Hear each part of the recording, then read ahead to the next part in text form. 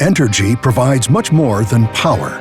We support science and engineering at local schools to build a brighter path to better jobs and help prepare the next generation. Because together, we power life. Entergy. Additional support provided by the Fred B. and Ruth B. Ziegler Foundation and the Ziegler Art Museum located in Jennings City Hall. The museum focuses on emerging Louisiana artists and is an historical and cultural center for Southwest Louisiana. And the Foundation for Excellence in Louisiana Public Broadcasting, with support from viewers like you.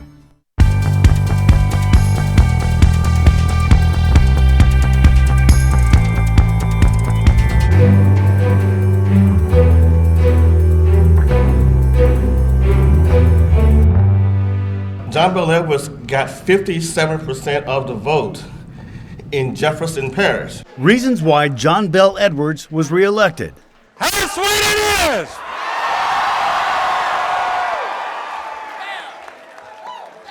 Thank you! What a great night it is for Louisiana. The governor's celebration after a hard-fought victory. We got to continue to work to try to make it what it should be. A pledge from the man who just missed gaining the state's top office. Hi everyone, I'm Andre Moreau. Natasha Williams is off tonight. Much more on those top stories in a moment on this week's edition of SWI.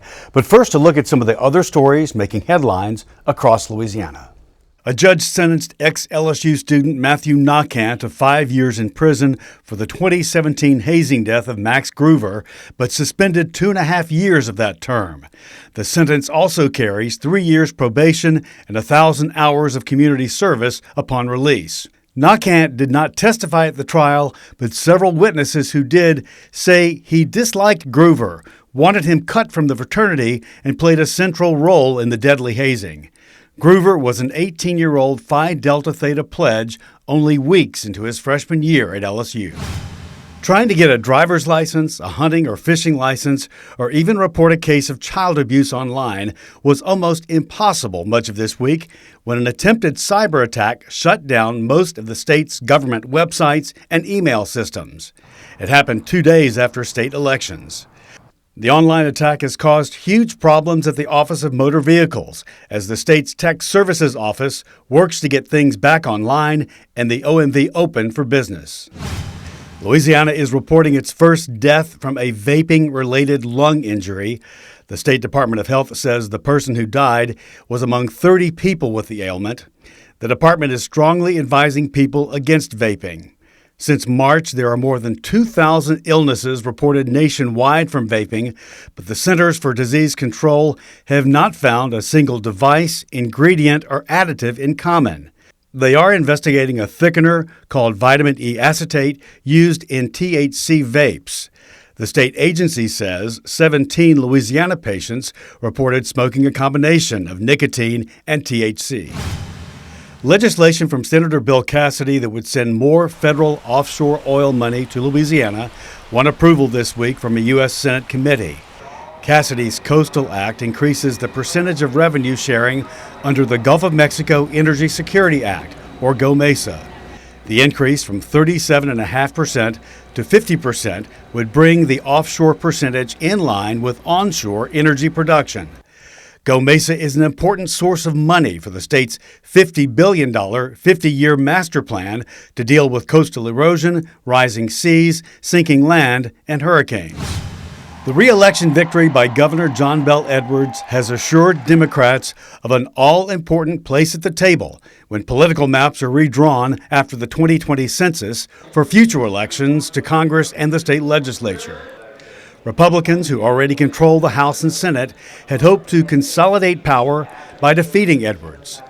If one party controls all pivotal state offices, that party can draw districts to the advantage of its candidates, or gerrymander, and lock in a party's political power for the next decade to come.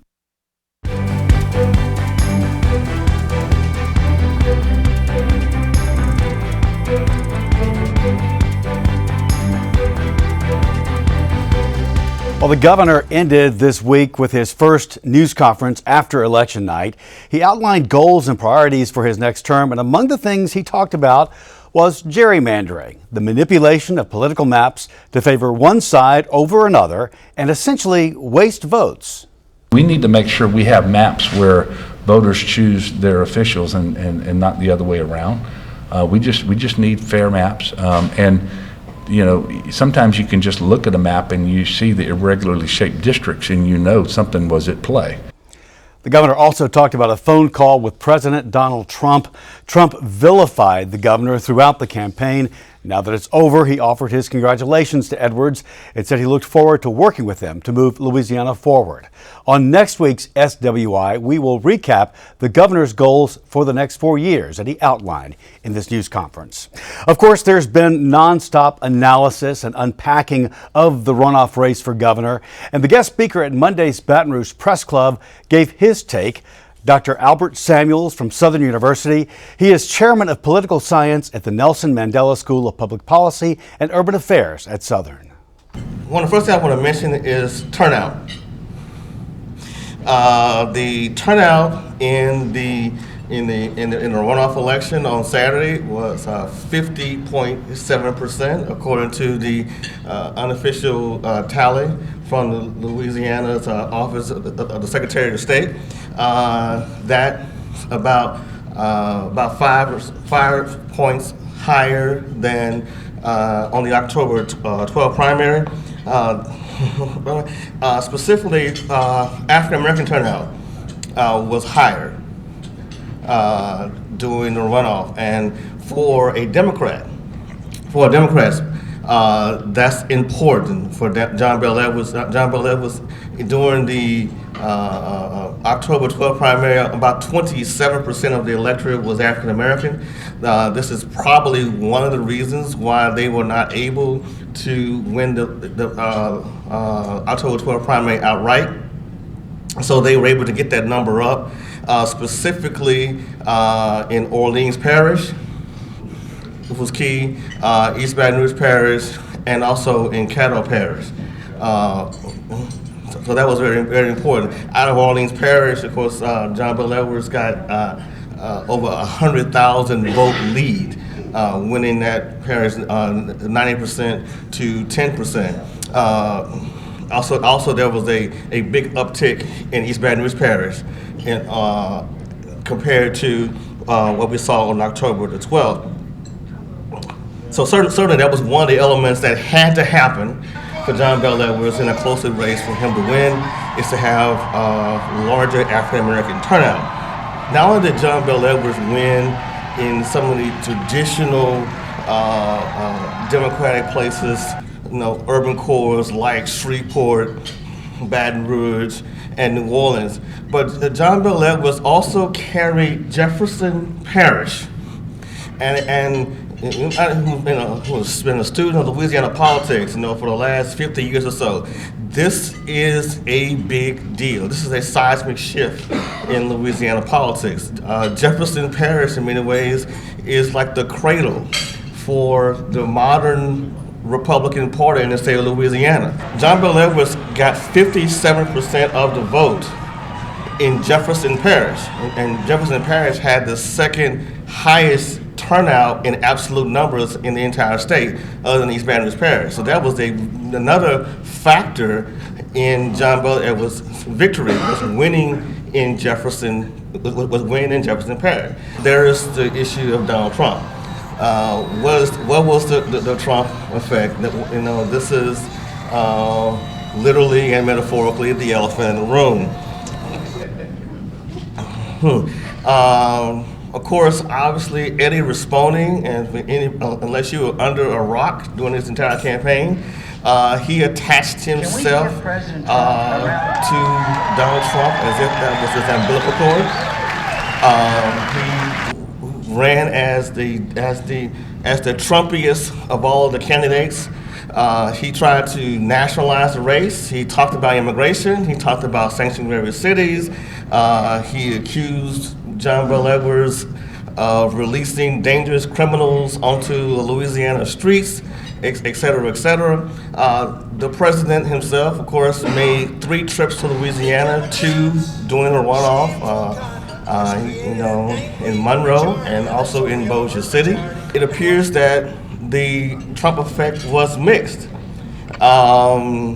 There is evidence that Republican turnout did go up in some of those places, but however it was overwhelmed by the uptick in Edwards' support between the first primary and the second, and then the runoff election. He can bring out more rural voters, base voters to support Republican candidates. He also tends to motivate the opposition.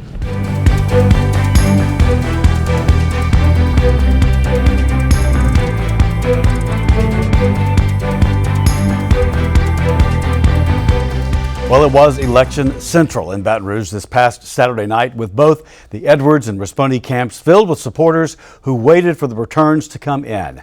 Now let's go back to hear in each case what each candidate said. After weeks of mudslinging, debating, and President Trump interfering, it came down to a large grassroots effort in the state's urban areas to help pull the Deep South's only Democratic governor across the finish line. Natasha Williams was at Edwards' headquarters on election night.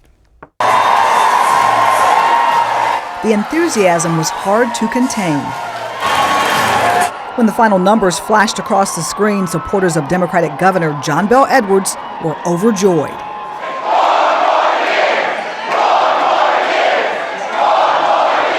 Crowds packed into the ballroom of the Renaissance Hotel in Baton Rouge, joining elected officials and supporters on stage, singing out loud.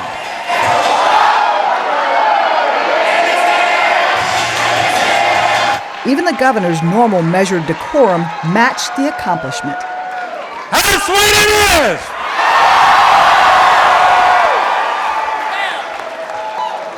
Thank you! What a great night it is for Louisiana. And to God be the glory.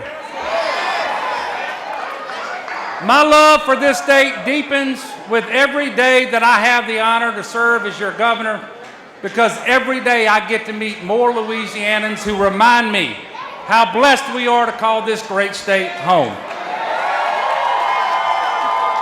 The goodness, the decency, the generosity of the people of Louisiana inspire me. Just look around this room.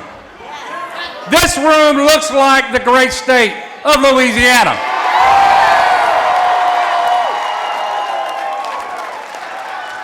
And this is your night even more than it is mine. Getting to this night of celebration and another 4 years was on a sometimes dark and nasty road.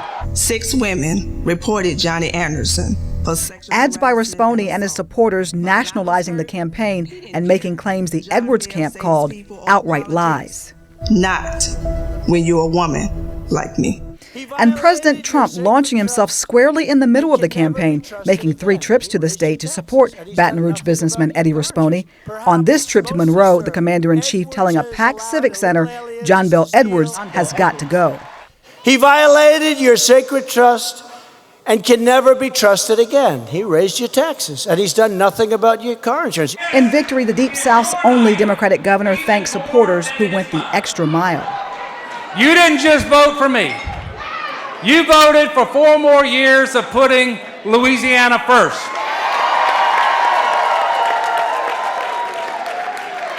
You may have heard me say once or twice that God will order our steps, but we have to move our feet. And you moved your feet to the polls. You picked up phones and you handed out yard signs. You gave your neighbors a ride to the voting precincts. All of you have a reason why this election was important to you. And it may not be the same reason, but it's your collective experiences that make up the story of Louisiana. He called for healing and reconciliation after defeating Rispone with 51% of the vote. You know, I had an opportunity to speak with Eddie Rispone earlier this evening. And I want you to know I thanked him for putting himself out there for public service. It's a difficult thing for anyone to do. We both agreed that the time for campaigning is over, and now our shared love for Louisiana is always more important than the partisan differences that sometimes divide us. And as for the president, God bless his heart. And as for the president and his involvement in the governor's race, former Democratic Senator John Breaux says it could be an important tell for Republicans. I think that's a real strong national statement that President Trump doesn't have coattails like they hoped he would. To come here 3 times and still not win is very significant. He may try and say it doesn't matter. It does matter. Well, the situation in Kentucky, you know, he went to Kentucky at the last minute to try to pull that governor across the finish line. It didn't happen. Same kind of thing? Same thing here, but in fact, he came here 3 times, not just once. Kentucky, he came 1 time and lost. If he comes here 3 separate occasions for big rallies and is still not able to be successful, that sends a statement to the White House that they should be very concerned about the next presidential election. As he heads into a new term, the governor says his plan remains the same, putting Louisiana first and moving the state forward. You know, this administration began with a breeze of hope. Hope that by working together as Louisianans first and foremost, not as Republicans or Democrats, we could make Louisiana the state that we want it to be. And with every step forward, we turned that hope into action, and that is exactly what we're going to continue to do in our second term.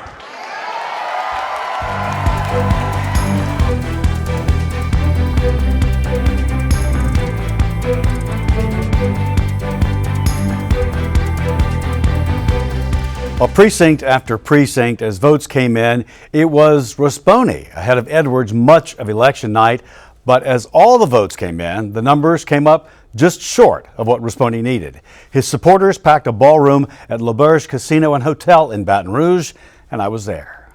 Would y'all give him a warm welcome? Boy, he's worked really hard to be here. Please welcome Eddie Rispone. With that introduction from his son Thad, Eddie Rispone came out to address a throng of supporters. They cheered for the man who was making his first run at political office, the Republican they hoped would be moving into the governor's mansion. We have nothing to be ashamed of. We had over 700,000 people in Louisiana really want something better and something different.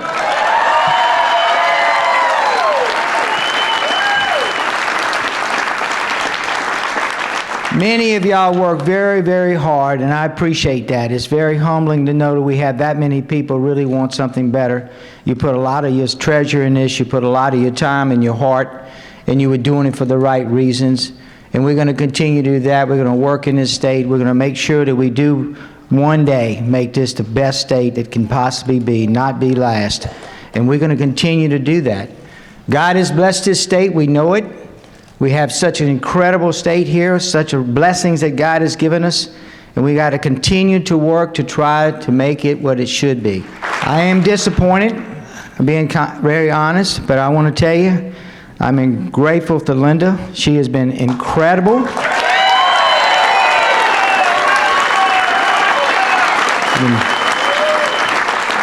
13 months I've drug her all over this state, and she's never complained. It's amazing. Could not have done it without her. There's no question about that. And I have this amazing family behind me. They've supported me.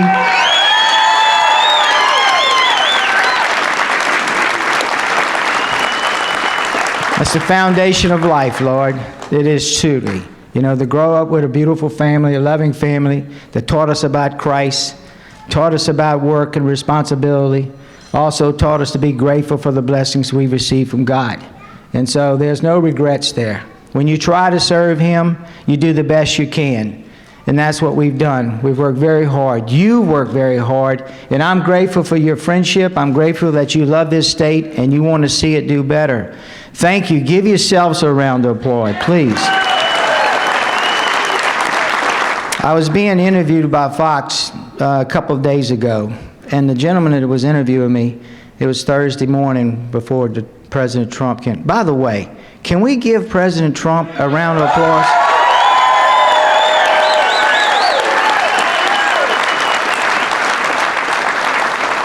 That man loves America and he loves Louisiana. He came down here 3 times specifically to try to help us. Please give him another round of applause. This gentleman was interviewing him and he says, Mr. Rispone, he says, I got to ask you a question. I said, what's that, sir? He said, well, what happens if you don't win? What is it going to be like to go back to the life you had before? I said, hey,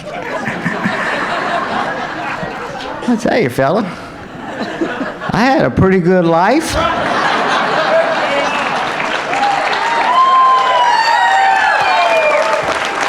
Between us, we got 7 extraordinary married children. And you know what's coming next? 24 perfect grandchildren. And he looked at me and said, what are you doing running for governor? But truly, you know, I am so blessed for your friendship and your support. You obviously know I'm very blessed with an incredible family. God has continued to bless us. And we're going to continue to work for this state so every child would have an opportunity to receive an education, an opportunity to have hope, and an opportunity to know Christ. God bless you, and thank you so much for being here. Rispone thanked the state's Republican leaders in Washington and those from the GOP who will dominate the state legislature. Hey, what's up? Man, good to see you. Good to see you. How you feeling? I feel like whatever he asked me to do, I tried the best, and that's what happened. I'm not taking any questions. Really worked hard. Thank you. All right, Bill. Thank you. Appreciate you. Take care. Enjoy the other day. Though he was willing, our chance to talk one-on-one was cut short by campaign advisors who said he wasn't taking any questions. We did speak with Senator Bill Cassidy. The people spoke. It's wonderful we live in a democracy. Congratulations to the governor. He ran a great race. I thought Eddie Rispone, his wife Linda, were incredibly gracious. They're concerned about our state. They're going to stay plugged in. They're going to still work on behalf of the children of our state and on behalf of all of us. And of course, I was rooting for Eddie, but I agree with Eddie. Let's just keep on pushing forward. If you look at Jefferson Parish, Kyle Ardwan won substantially, but so did the governor. So there were ticket splitters between Republican and Democrats. And so he ran a good campaign. And these sorts of elections are referendums on the incumbent, and obviously the governor won that referendum. And now you have heard the complete victory and concession speeches that we heard on election night. You know, we're about to enter the holiday season, and next week, Southeastern Grocers, the parent company of Winn-Dixie, will donate almost 8,000 frozen turkeys throughout the Southeast, including New Orleans, to help feed the 1 in 8 people who will struggle with hunger this Thanksgiving holiday. In Louisiana, more than 1 in 6 households struggle each year to afford a consistent, healthy diet. This month, Louisiana Public Square explores how the state is addressing its food insecurity problem. You know, we have seen communities with over 20, 30,000 residents that have to travel over a mile to go over to a grocery store. But because the margins are low in the grocery store industry, sometimes it's just a challenge to have all the offerings for a healthy meal at affordable prices. And so that is the goal, to bring these retailers to low-income areas to offer affordable offerings that are healthy. Cultivating Food Security airs Wednesday at 7 with an encore Friday at 8 on LPB. You can visit lpb.org/public square for more information. With LSU football still ranked number 1 in the country, it is easy to love the Tigers. One of the biggest LSU fans I know has a pet parrot, and she calls the parrot Petra, the LSU cheerleader. It seems that this parrot knows at least parts of some of the LSU songs and some of the LSU cheers. Take a listen. Tigers! This is Petra, and the other voice you hear is that of her owner, Vicki Hutchinson. Vicki grew up in Baton Rouge, graduated from LSU, and is a lifelong devoted Tiger fan. In Louisiana, we love LSU football, okay? So I was thinking, what can I teach her that she could pick up on? Now, she won't pick up on the words, but she picked up on the beat. And so I thought, okay, what makes our blood really boil? Those four little notes. Bum, bum, bum, bum.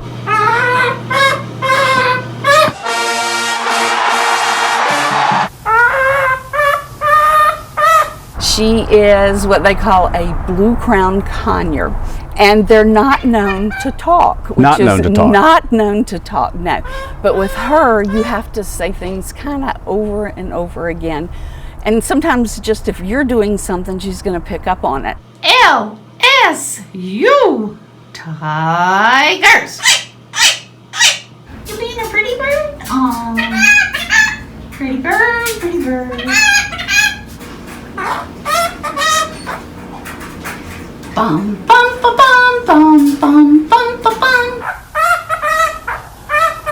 She lives on my shoulder for the most part. She loves to go on walks and Oh, you be said you take her outside. hiking, right? Yeah, we did. But one of my neighbors said, well, you know, I think that's kind of strange. She goes walking down the road with a bird on her shoulder. I don't know what her deal is. So I guess I'm kind of the crazy bird lady. LSU Tigers. And everyone, that is our show for this week. Remember, you can watch anything LPB anytime, wherever you are, with our brand new app. Download it for free from your app store. This upgraded version features news and public affairs, documentaries, how-tos, and many more programs. And please follow us on Facebook, Twitter, and Instagram. For all of us here at Louisiana Public Broadcasting, I'm Andre Moreau. Thanks for watching. Until next time, that's the state we're in.